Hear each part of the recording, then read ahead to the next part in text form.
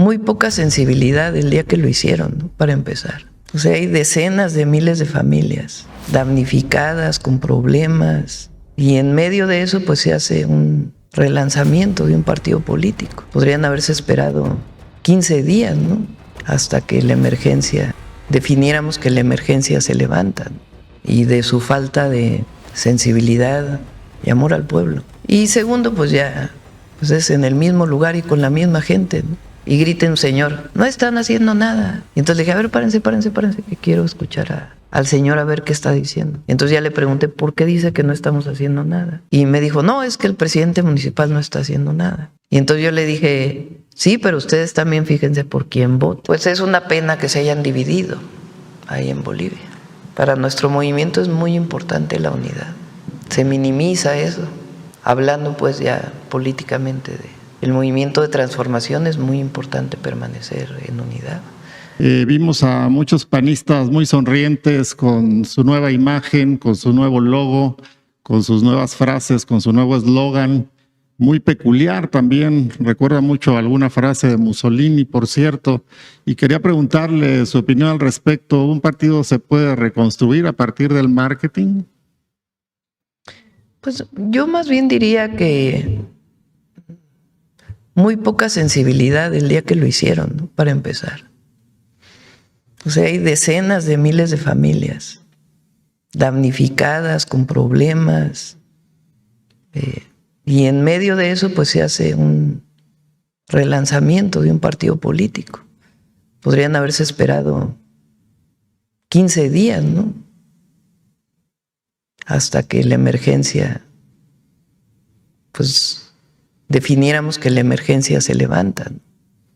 Yo creo que eso habla pues de su visión y de su falta de sensibilidad y amor al pueblo. Es pues habla mucho pues el día que lanza. Y segundo, pues ya, pues es en el mismo lugar y con la misma gente, ¿no? La verdad. Es una importancia de todo este despliegue y sin embargo, pues está la carroña de la oposición y se tiene que mencionar porque, por ejemplo, el señor Rubén Moreira, el señor diputado priista, perdón, dijo que está usando, por ejemplo, un video de usted de Tianguistengo Hidalgo tergiversando, donde como si usted estuviera condicionando el voto. O también están los medios que le dedican una revista semanal a medios escritos a nivel nacional diciendo no está llegando la ayuda, la gente está abandonada, hay demasiada basura y no han pasado por estas cantidades enormes. Hemos visto la magnitud de la tragedia fue impresionante, pero ellos se han dedicado precisamente a ello. Yo quisiera un comentario de usted. Sí, ahí en Tianguistengo íbamos pasando con las camionetas de defensa. Cuando llegamos en helicóptero íbamos pasando con las camionetas y grita un señor, no están haciendo nada. Y entonces le dije, a ver, párense, que quiero escuchar al señor a ver qué está diciendo. Y entonces ya le pregunté, ¿por qué dice que no estamos haciendo nada? Y me dijo, no, es que el presidente municipal no está haciendo nada. Fíjense bien a qué presidentes municipales ponen, me dice él. Algo así es. A lo mejor palabras más, palabras menos, ese es el diálogo. Y entonces yo le dije, sí, pero ustedes también fíjense por quién votan. Nada más para que sepan, en Tianguistengo gobierna una persona postulada por Morena.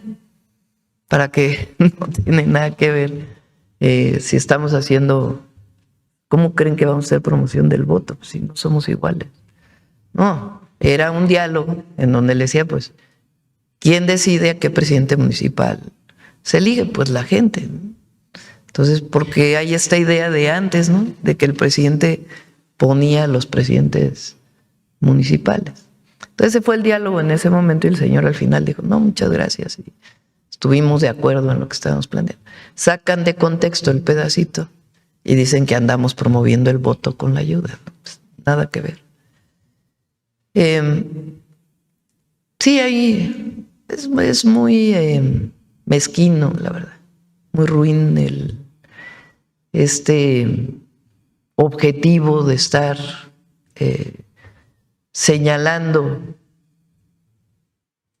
o tergiversando la información. Es importante que sepa, por ejemplo, los habitantes de Álamo, de Poza Rica, que hubo varios días en que se estuvo buscando un tiro para llevar la basura. El relleno sanitario está muy, muy lejos. Entonces se estuvo buscando un lugar para almacenar la basura y de ahí después llevarla al relleno sanitario. Es difícil que la gente diga, pues aquí lo pueden dejar, no necesariamente los ejidos dicen, pues sí, Entonces fueron 2 o 3 días de poder ubicar el lugar en donde se pudiera llevar la basura. ¿Para qué? Pues para que las máquinas puedan ir y regresar más rápidamente y que no tuvieran que ir muy lejos y regresar, pues es gasto de combustible, etcétera. Ya que en ese mismo lugar se pone cal y otras cosas y de ahí se va a recuperar para después llevarlo a un relleno sanitario formal, no se va a dejar ahí. Pero en estos 2 lugares hubo 2, 3, 4 días en que fue difícil localizar este tiro intermedio. Por eso la basura no podía recuperarse y se fue acumulando. Pero ya afortunadamente se localizaron y se está llevando pues todo lo que tiene que ver con la basura, porque es pues desde piedras, palos, lodo, hasta un refrigerador, una estufa que ya no sirven y que se tiene que depositar en un lugar en lo que después pues se puede hacer el reciclaje de todos estos residuos sólidos que están llegando, ¿no? Entonces por eso también hubo cierto atraso en la basura o en la recolección de basura, pero ya está funcionando. Y hay pues más de 1000 máquinas. La semana pasada hablamos de 600, hoy hay 1000 máquinas de distinto tipo trabajando en todos lados para poder pues limpiar, porque realmente hay lugares donde, particularmente en Veracruz, donde el suelo es muy arcilloso, entonces es como barro. Entonces el barro cuando se llena de agua pues es muy chicloso. Entonces es mucho más difícil la recolección que ahí donde es tierra de otro tipo, o otro tipo de contenido de suelo. Entonces también depende mucho pues de las circunstancias. Pero de todas maneras, como lo mencioné, además de la limpieza actual, después viene toda la etapa de reconstrucción que incluye el desasolve de ríos para garantizar sus capacidades, diques de contención, etcétera, etcétera. ¿Cuál es su opinión sobre los resultados de la elección en Bolivia, que se confirma que la izquierda sale de la presidencia? Bueno, pues ahí es, digamos, de los movimientos progresistas en América Latina, pues es una pena que se hayan dividido ahí en Bolivia. Por eso, para nuestro movimiento es muy importante la unidad. A veces se minimiza eso, pero hablando pues ya políticamente el movimiento de transformación, es muy importante permanecer en unidad, porque cuando te divides pues es cuando pierdes fuerza con la gente, con el pueblo. Que presuntamente habría sido liberado Carlos Treviño por parte de Estados Unidos y no habría sido entregado a México. Bueno, hasta ahora lo pregunté en la mañanera, en la reunión de la mañana de seguridad. Me dicen que está detenido por Estados Unidos. Si hay alguna otra información, pues la daríamos en el transcurso del día, pero hasta ahora parece que está detenido. ¿Cuándo van a presentar el plan integral de construcción de las obras en el oriente de la Ciudad de México? Lo presentamos, ya lo tenemos desde hace tiempo. Y sí, quedamos de presentar aquí lo del drenaje, bueno, el drenaje y saneamiento particularmente para desahogo de inundaciones en La Concordia y en el límite entre Nesa e Iztapalapa. Los municipios o cuántas comunidades siguen en emergencia, porque da cuenta que no todas están en emergencia. Sí. A ver si pones el sitio de internet. En Querétaro y en San Luis Potosí ya ningún municipio. De hecho, ahí ya podemos decir que terminó la emergencia, en Querétaro y en San Luis Potosí.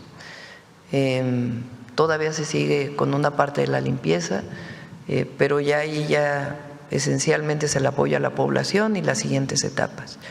En el caso de Puebla, son 5 localidades nada más que están aisladas de algunos municipios y son poblaciones pequeñas. Ayer nos decía Leti Ramírez que en total son cerca de 1,500 habitantes. Sin embargo, no hemos terminado con la limpieza de caminos. Entonces no podemos decir que ya se retira la emergencia. En el caso de Hidalgo y Veracruz son los más complicados. En el caso de Veracruz todavía hay, creo que son 2 municipios y particularmente, ahora les doy el número, localidades. ¿Cuántas localidades tienes en Veracruz? Localidades en Veracruz que todavía se encuentran 39 pequeñas localidades, y en el caso de Hidalgo son más. Ahí es donde les decía que son 74 localidades de núcleos principales y más de 100 localidades de núcleos secundarios que todavía se encuentran sin acceso terrestre, más que incomunicadas, sin acceso terrestre, porque hay puentes aéreos. Janet Galindo, de Grupo Transmedia La Chispa. Preguntarles, sobre todo al secretario de Infraestructura, Comunicaciones y Transporte, bueno, ¿cuántos equipos son los que tienen trabajando? ¿Cuántos turnos son los que están trabajando? Porque digo, finalmente esto, el abrir caminos y recuperar caminos, pues es un punto muy estratégico para que pueda llegar la ayuda en todas sus… ¿Dices para apertura de caminos?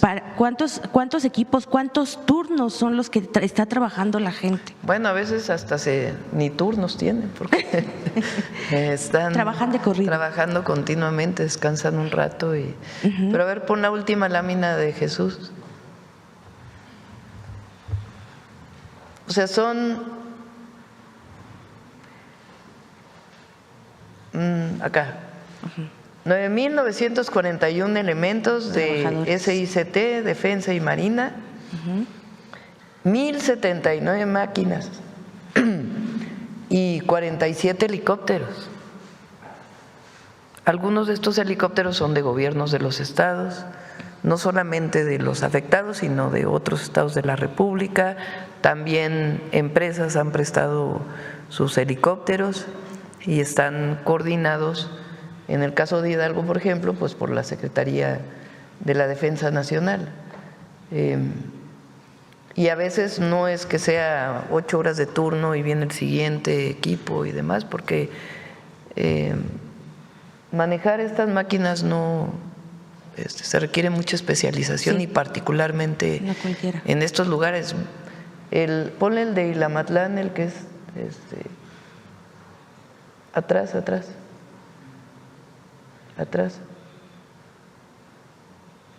Hay uno que se ve de más lejos. Pero no sé si quieras comentar algo más sobre esto, Jesús. Gracias. Sí, la estrategia que se sigue es ir, como he mostrado, liberando caminos. A veces no es de 8 horas, sino es hasta que se libera el camino para darle continuidad. Y como vieron imágenes, pues es día y noche.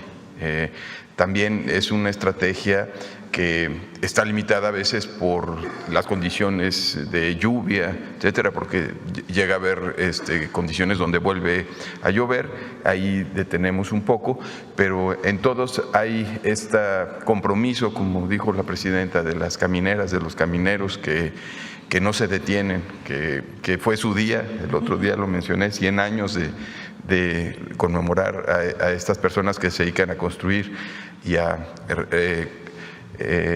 conservar y además ahora rehabilitar caminos. Y es continuo en todos los frentes, para también liberar las máquinas y que puedan seguir. Ahorita lo que he traído aquí son algunos de las comunidades que todavía tenemos aislada, que tienen los mayores trabajos, por ejemplo, llegar a Ilamatlán, en el caso de Veracruz, en el caso de Hidalgo era llegar a Huehuetla, a la cabecera municipal, era uno de los objetivos y era donde mayores conflictos teníamos. Y así vamos avanzando en el día a día.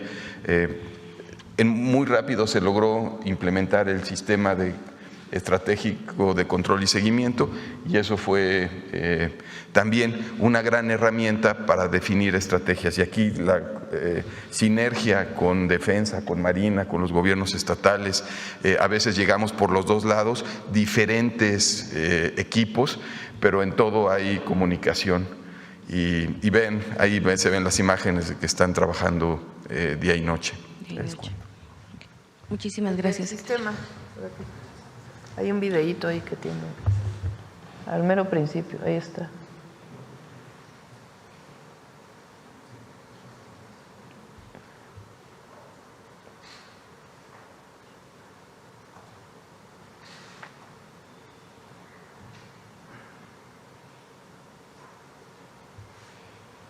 También el Estado de Hidalgo, por ejemplo, desarrolló un sistema de capas de información geográfica que también está ayudando mucho. Ok, muchísimas gracias, presidenta. Y también preguntarle, ¿tienen un tiempo aproximado? Sé que es complicado ahorita dar tiempos, pero con esta estrategia que nos acaba de comentar, estos 4 puntos, más o menos en qué tiempo creen poderla echar a andar, por ejemplo, sobre todo esta nueva pronóstico de poder saber en qué momento o cuáles son estos cambios de clima, porque finalmente pues el cambio climático pues creo que tampoco ayuda mucho. El caso, por ejemplo, del alertamiento por teléfono, ese queremos que esté listo este mismo año.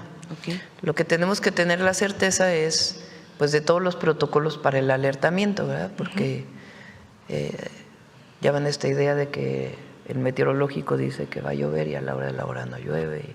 No es porque sea malo el meteorológico, sino porque la ciencia no se ha desarrollado tanto como para pues poder saber con certeza dónde va a llover y cuánto va a llover, sino que son probabilidades.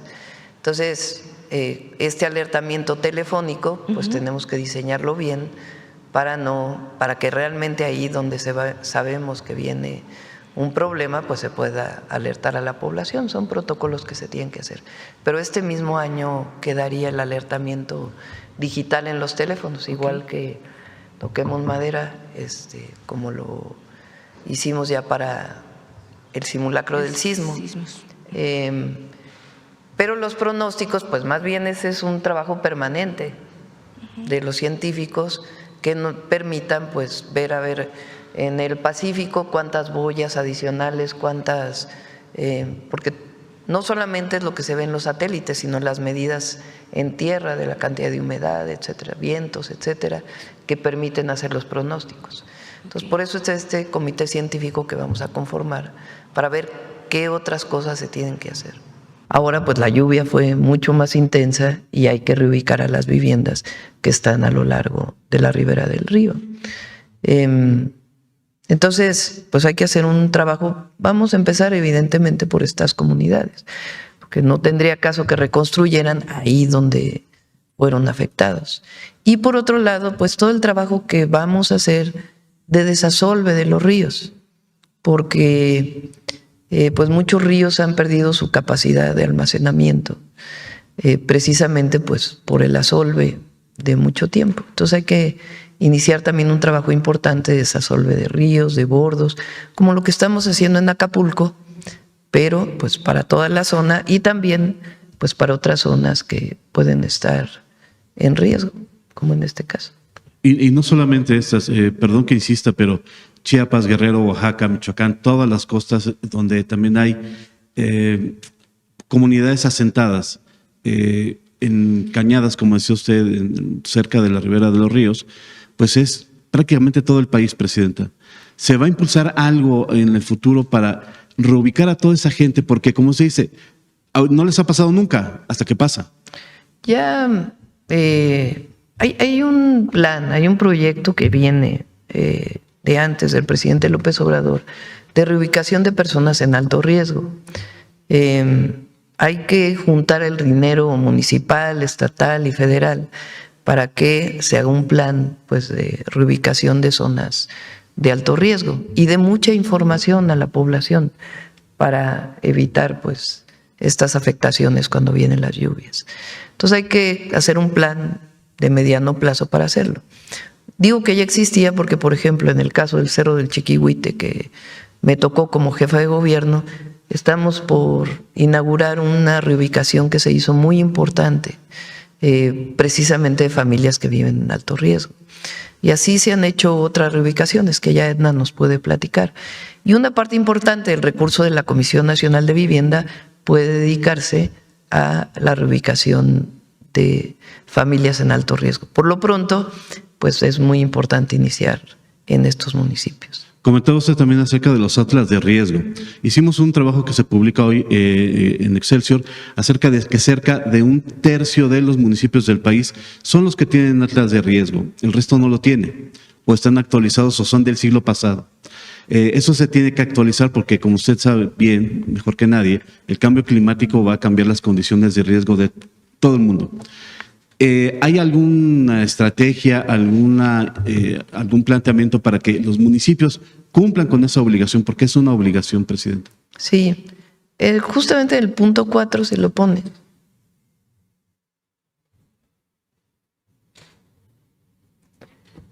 Que es fortalecimiento del sistema de pronóstico, alertamiento y riesgos, o de atención a riesgos.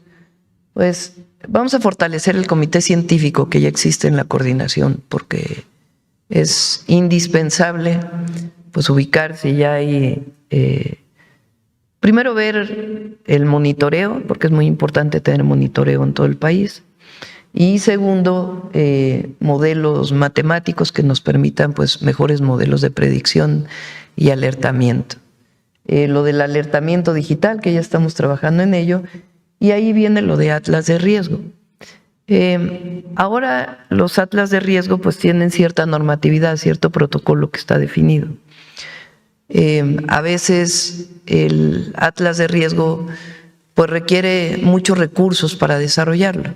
Entonces, lo que estamos pensando es que haya un primer protocolo que no requiera tantos recursos y que identifique las zonas de riesgo en coordinación con la Federación, el Estado y los municipios, de tal manera que se pueda identificar cuáles son las viviendas que están en alto riesgo, que es lo más importante, además de todo lo que tendría que hacerse en términos de mitigación de los riesgos o reubicación de las familias. Por último, de mi parte, se tiene más bien la estimación de cuántas comunidades son las que no se ha podido arribar físicamente por camino, como decía el secretario, y que están todavía a expensas del puente aéreo, y obviamente en esas comunidades cuánta gente se calcula que estaría afectada y sería anotada en el censo del bienestar que se está haciendo. Donde más localidades aisladas existen a la fecha es en el estado de Hidalgo. En el estado de Hidalgo se tiene estimada, el propio gobierno del estado definió un esquema en el análisis que están haciendo, bueno, que estamos haciendo porque es en conjunto. Son 74 localidades de núcleos primarios y cerca de 135 de núcleos secundarios. Cuando hablamos de núcleos secundarios puede ser 2 familias que viven en un lugar, sí, muy apartados, que viven en lo alto de la colina y no se ha podido llegar.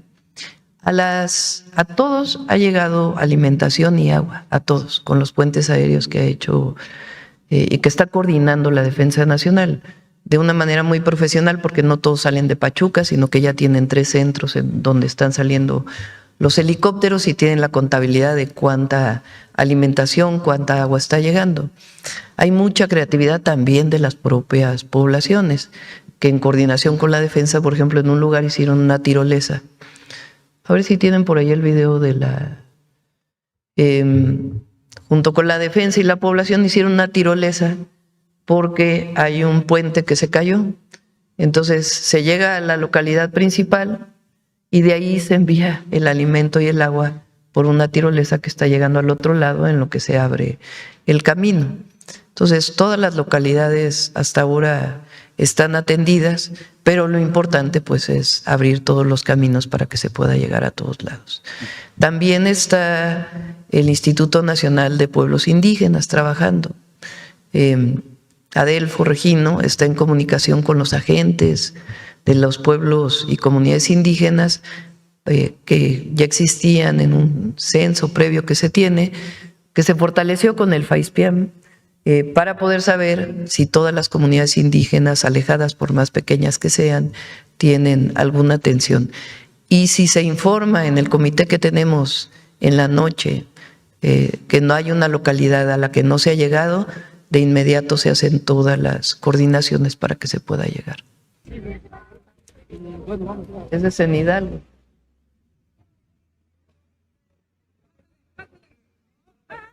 La gente, o sea, se llevaron las despensas y la gente se organizó. La defensa ayudó a colocar, entiendo, la cuerda.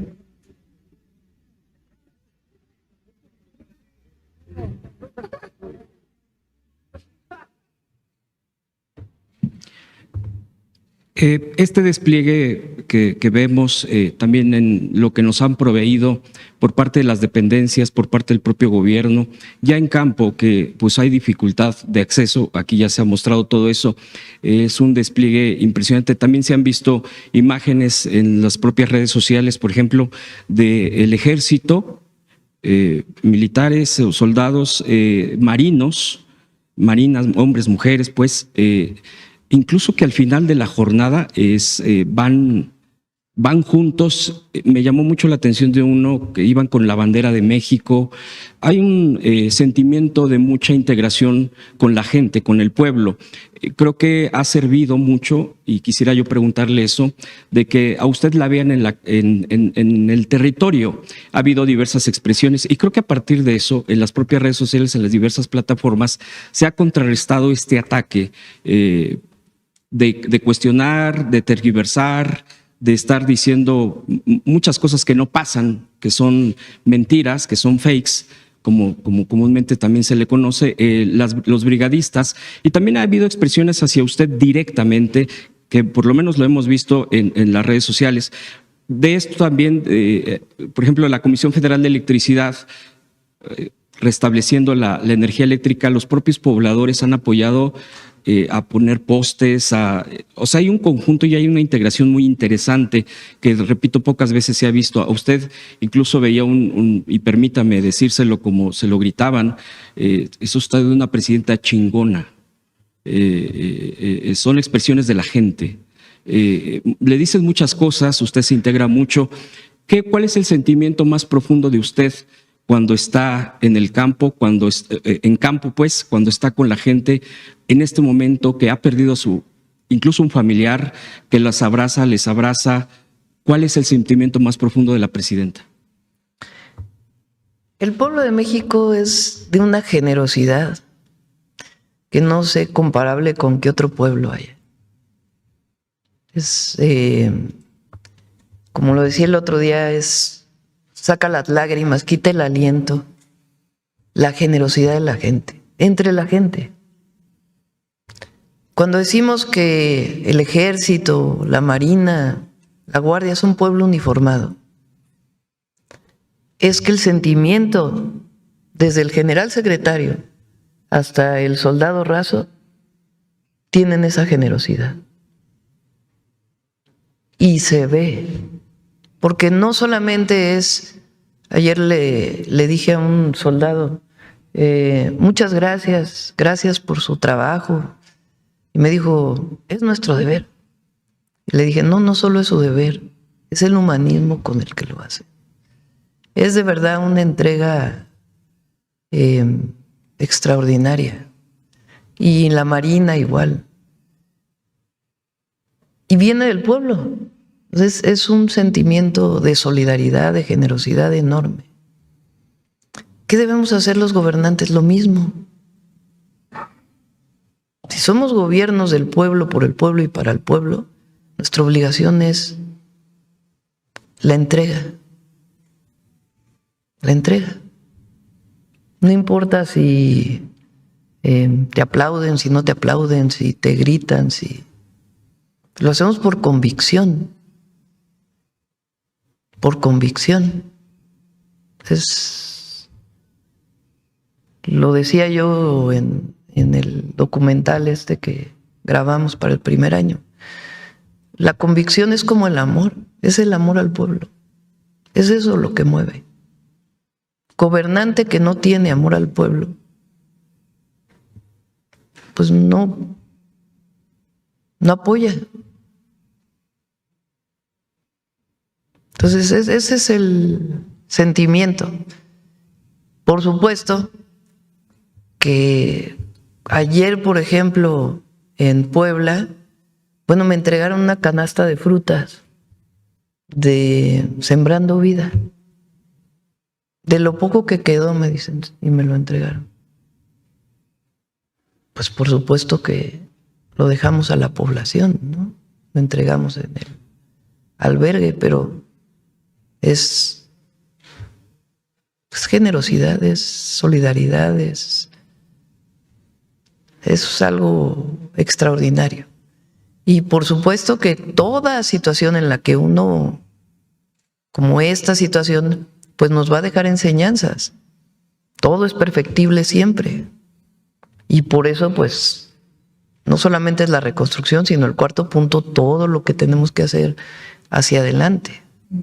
Y el mejoramiento de los protocolos y todo lo que tenemos que hacer una vez que se cierra el periodo de emergencia. Pero la verdad es que la gente ayudando a la gente. Había camionetas que venían de Tamaulipas cuando íbamos saliendo de Veracruz, que iban yendo a llevar alimentos, apoyo.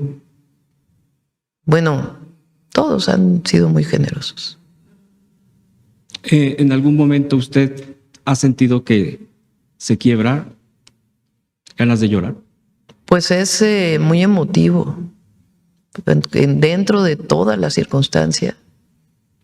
Ya ven esta cosa que se hizo viral de vamos a hacer una preparatoria que quede cerca de la casa, que le hizo viral una chica una joven de Jalisco, creo que es, y de ahí pues bueno, los niños, los jovencitos, ¿no? Oiga, vamos a hacer preparatorias que queden cerca de la casa. Están pues con una empatía, digamos, ¿no? Que solamente se puede sentir cuando uno está ahí. Por último, Presidenta, y a propósito precisamente de esto último que comenta, del sentimiento del pueblo, de la gente, lo que le dice, lo que usted nos está compartiendo, hace no mucho una joven, y precisamente en estos momentos de lo que usted está enfrentando como presidenta, que encabeza todo un equipo de servidores y servidoras públicas que prácticamente no descansan, no están teniendo días de descanso, que salieron de sus territorios, de su estado, de sus municipios y están ahí. Le entregó un libro que es hecha por ella, fue hecha ese libro por ella, y que fueron sus ilustraciones, ella las hizo. Y me decía, bueno, estaba comentando que ella la entrevistamos y decía que pues era en los momentos más difíciles y que eso lo había hecho, es una joven regiomontana y bueno, pues y lo del rap o esta cantada, eso usted lo recuerda precisamente en los momentos más complicados, o cómo usted el aliento vuelve a usted para poder seguir adelante. Es la convicción. Antier, creo, un miembro de la Fuerza Aérea me dice, oiga, ¿usted no se cansa? Pues, si la gente está viviendo una situación de dolor, de